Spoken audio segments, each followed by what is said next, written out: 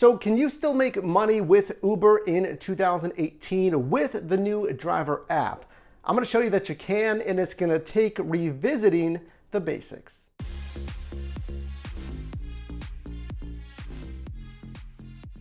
What's up guys, your driver Mike here, back with another video.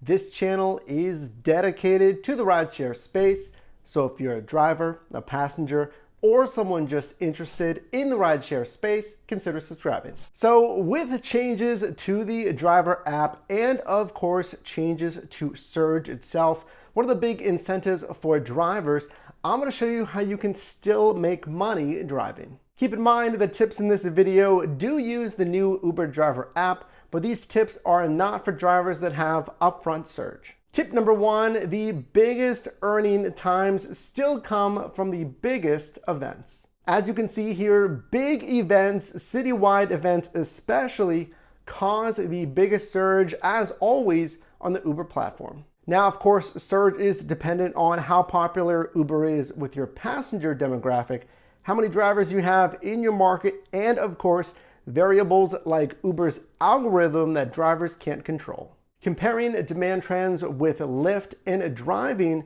for both platforms, if you're not already, is going to best set you up for success to know where to be, when to be there, especially for those big events. If you've been driving for some time, I'm talking about years, or if you've been just driving for a couple of weeks or a couple of months, you need to study demand trends to know changes, and that may mean driving less than you previously have. If the numbers don't make sense, if you're seeing a less and less surge in your market, and it seems like you're not going to hit your earnings per hour number, it may make sense to drive less hours than before. You can see on this screenshot from the city of Pittsburgh, there's still citywide surge, great earnings potential around very large events.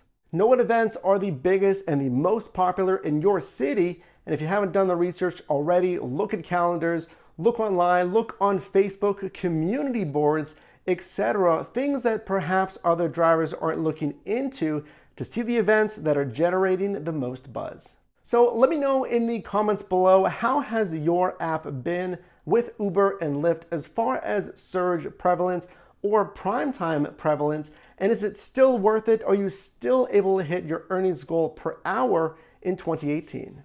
Your driver Mike here. I do appreciate you watching. Leave a like if you enjoyed the video, subscribe to join your driver team, and I will see you in the next one.